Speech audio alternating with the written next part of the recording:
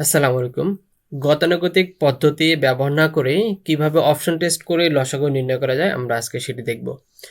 আমরা এখানে ৫ টা সংখ্যা দেখতে পাচ্ছি ৩, ৫, ১০, ১৫ এবং ৩০।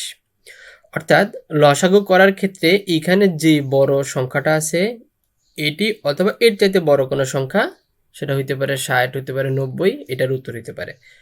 তো আমি সিম্পলি হচ্ছে ৩ দিয়ে বড় কোনো সংখ্যাকে যদি ভাগ করা যায় তাহলে আমি এই ছোট সংখ্যাটা কেটে দিব। আবার ছোট সংখ্যা দিয়ে যদি বড় সংখ্যাকে ভাগ করা যায় তাহলে আমি ছোট সংখ্যাটা কেটে দিব। এরপর হচ্ছে ১০ দিয়ে আমরা ৩০কে ভাগ করতে পারি, এটি কেটে দিব। ১৫ দিয়ে ৩০কে ভাগ করতে পারি, ১৫ কেটে যায়। তার মানে আমাদের এখানে লসাগু হচ্ছে কত? ৩০।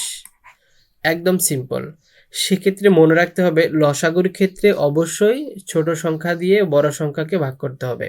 যদি ভাগ যায় তাহলে হচ্ছে আমি সিম্পলি ছোট সংখ্যাটা কেটে দিব। এবং গসাগু নির্ণয়ের ক্ষেত্রে সেম ফরম্যাট, কিন্তু এটার উল্টোটা হবে। সেক্ষেত্রে আমাদের ছোট সংখ্যা দিয়ে যদি বড় সংখ্যাকে ভাগ যায় তখন বড় সংখ্যাটা হচ্ছে আমি কেটে দিব। দেন আবার ছোট সংখ্যা দিয়ে যদি বড় সংখ্যাটাকে ভাগ যায় এটা আমি কেটে দিব, এটা কেটে দিব।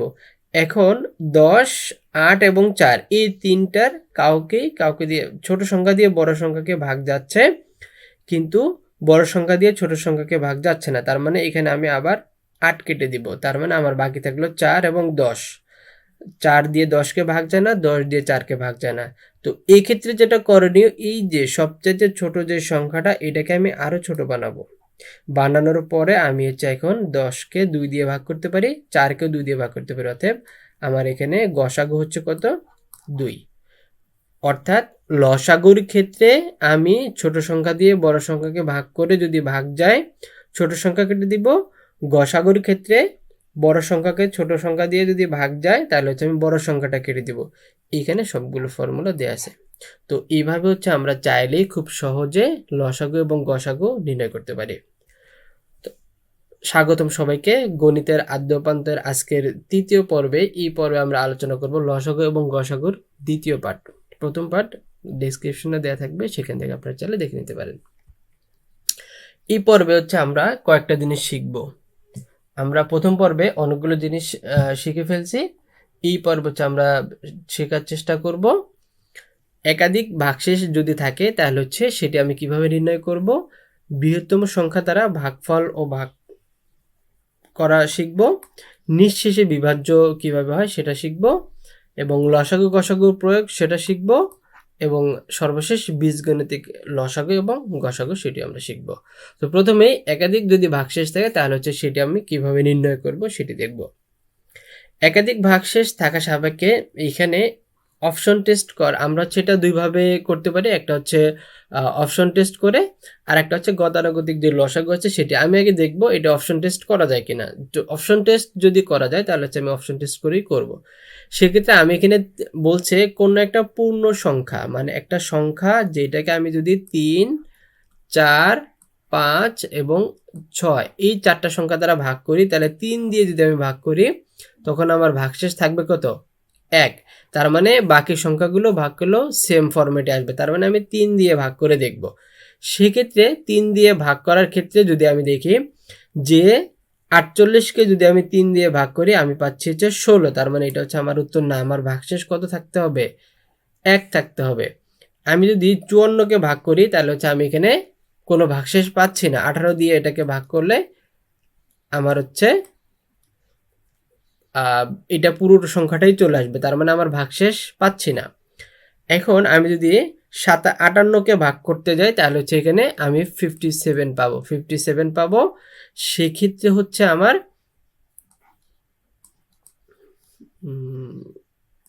৩×১৯ হচ্ছে 57।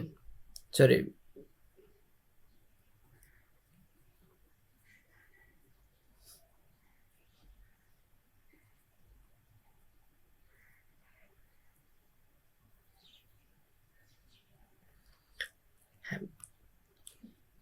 তিনের সাথে যদি আমি ১৯ গুণ করি তখন হচ্ছে আমি এটা 57 পাবো। তার মানে আমার এখানে অতিরিক্ত ১ থাকতেছে, এবং এইটাকে হচ্ছে আমি ৩ দিয়ে গুণ করলে আমি হচ্ছে এখানে ২০ পাচ্ছি। তার মানে এটাও কাটা। তার মানে আমার সঠিক উত্তর হচ্ছে গ।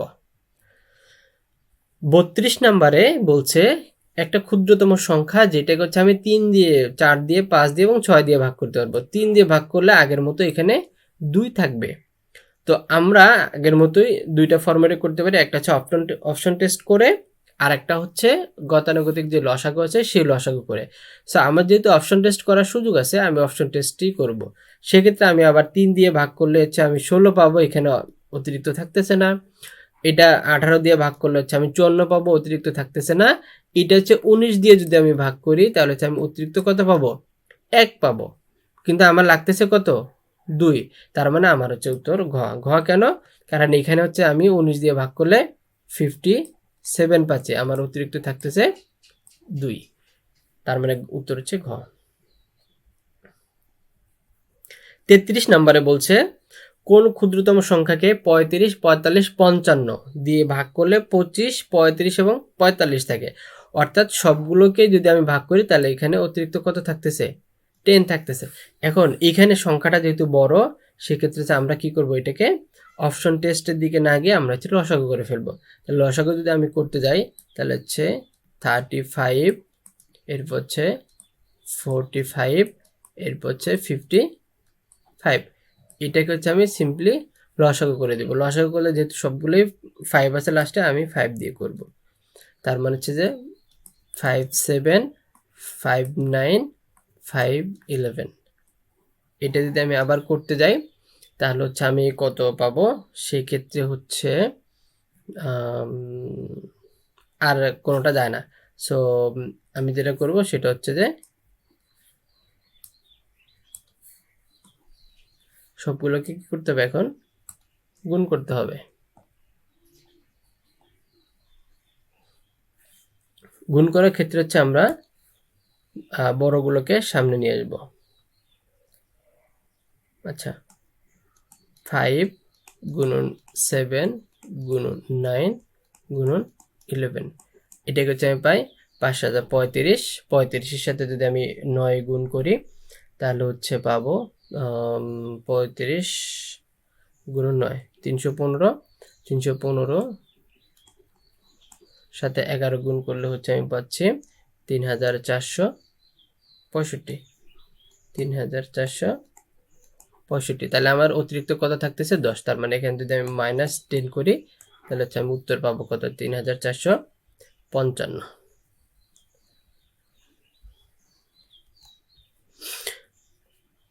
34 নম্বরে বলছে যে নিচের কোন বৃহত্তম সংখ্যা দ্বারা এতকে ভাগ করলে, অর্থাৎ এমন একটা সংখ্যা যেটাকে হচ্ছে আমি যে সংখ্যা দ্বারা এই সংখ্যাগুলো ভাগ করলে আমি 3 পাবো, 4 পাবো এবং 5 পাবো, সিরিয়ালি যদি আমি ভাগ করি। সেক্ষেত্রে আমরা হচ্ছে এটা একটু দেখব। তো এখানে 27কে যদি আমি মানে ভাগ করলে যদি 3 থাকে তাহলে সংখ্যাটা হচ্ছে কত, 24। তার মানে 24কে হচ্ছে আমি 10 দিয়ে ভাগ করতে পারবো না, 13 দিয়ে ভাগ করতে পারবো না। 13 দিয়ে ভাগ করলে 26 চলে আসে। 14 দিয়ে ভাগ করলে হচ্ছে আমার 28 চলে আসে। তাহলে আমি হচ্ছে 12 দিয়ে ভাগ করলে হচ্ছে কত পাবো, 12 দুগুণ 24 আর হচ্ছে 3। সরি, এটা ঘ নাম্বার হবে।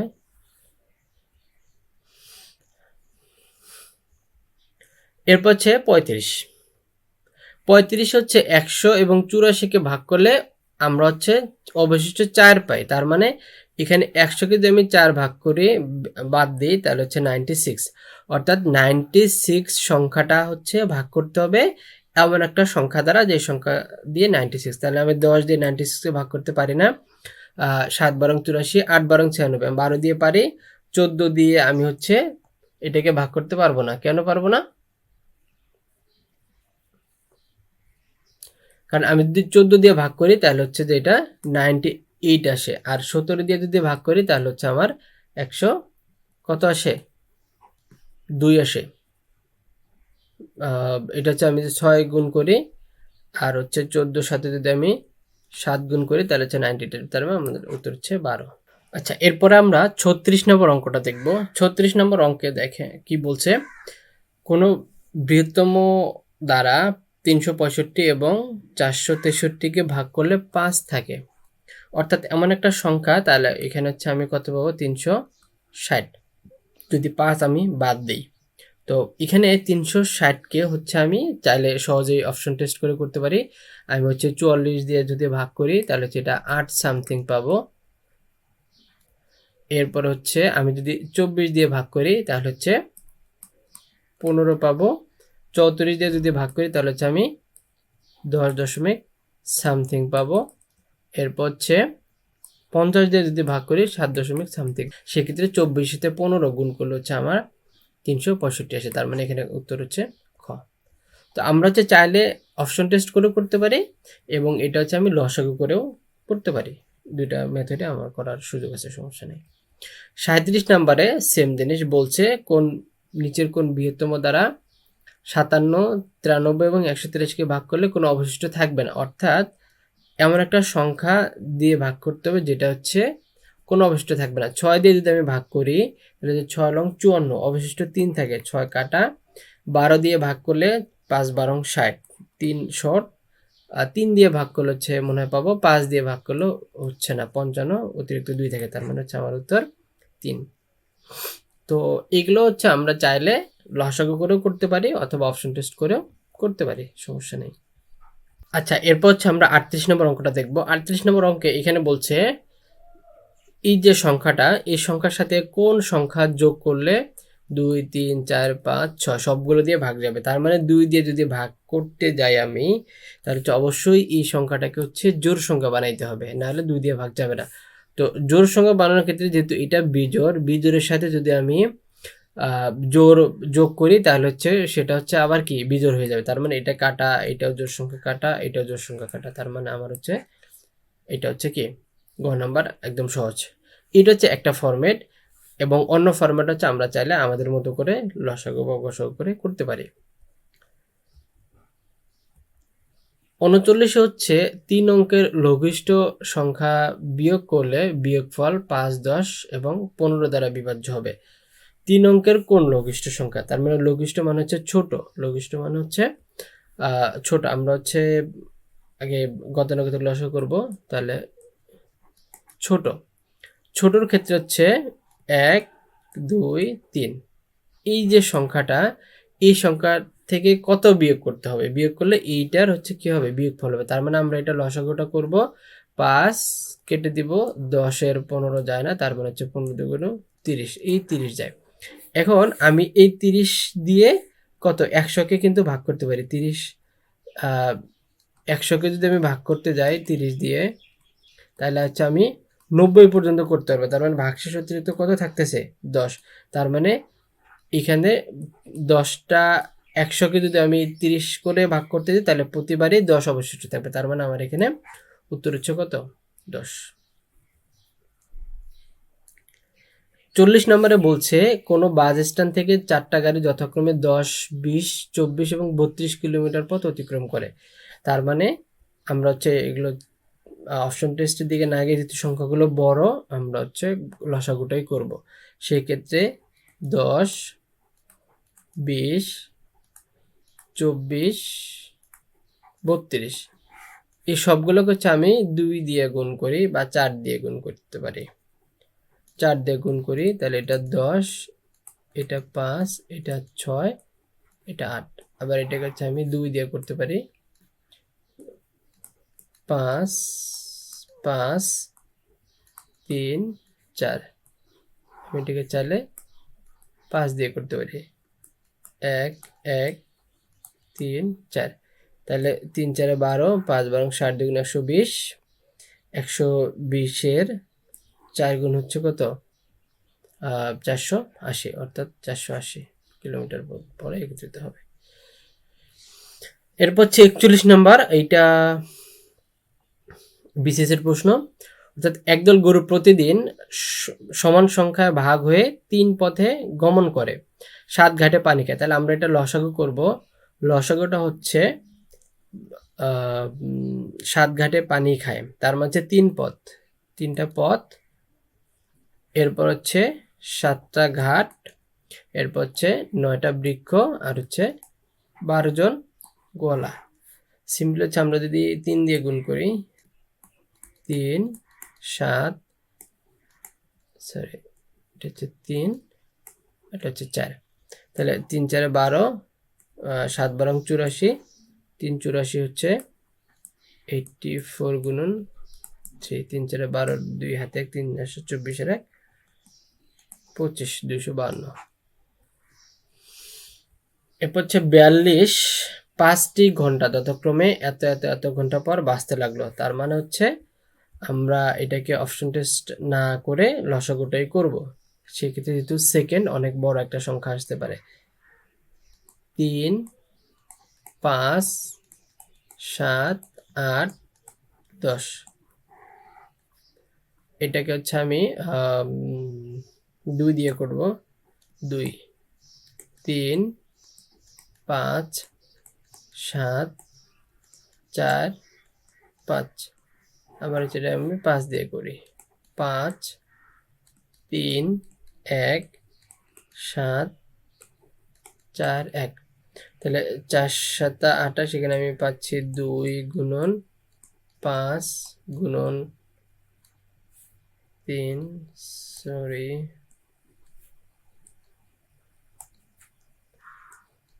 5 গুণন 3 গুণন 7 গুণন 4, 2 5 3 7 4। তার মানে 4 7 28, 3 28 হচ্ছে, একটু গুণ করে নেই,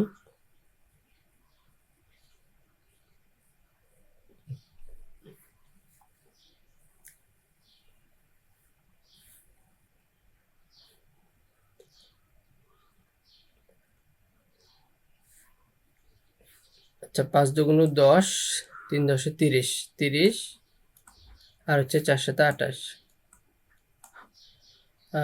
3 8 24, 4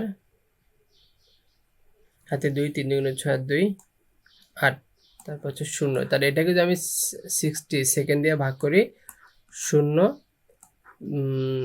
6 14 84, তার মানে হচ্ছে 14 মিনিট। এরপর হচ্ছে 43-এ বলছে 3টি ঘন্টা একত্রে বাজার পরে তারা 2 3 4 ঘন্টা পর আবার বাজতে লাগলো। তার মানে প্রথমবার কিন্তু একবার অলরেডি বেজে গেছে, একবার অলরেডি বেজে গেছে। তার মানে হচ্ছে আমার 2 3 4, তার মানে আমি 2 দিয়ে যদি 4কে কেটে দেই তাহলে হচ্ছে 2, 3 দিয়ে 4কে কাটলে হচ্ছে যে 12। তার মানে হচ্ছে 24 ঘন্টায় আরো কয়বার বাজবে? 2বার বাজবে। তার মানে হচ্ছে 12 ঘন্টা পর পর বাজে। তার মানে 24 ঘন্টায় কতবার বাজবে? 24 ঘন্টায় 2বার বাজবে। প্লাস ওই যে আগে 1 অলরেডি বেজে গেছে, তার মানে হচ্ছে যে 3বার।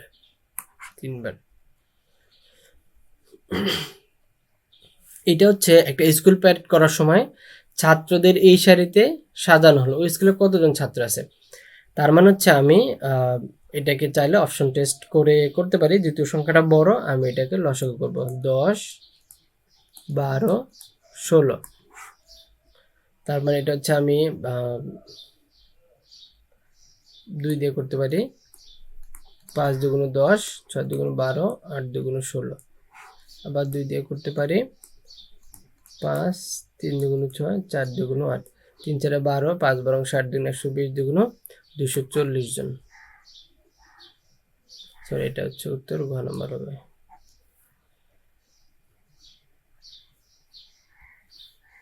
এরপর হচ্ছে 45 নম্বরে বলছে একটা প্যারেড করার সময় ছাত্রদের 8 10 12 সারিতে বর্গাকারে সাজানো যায়।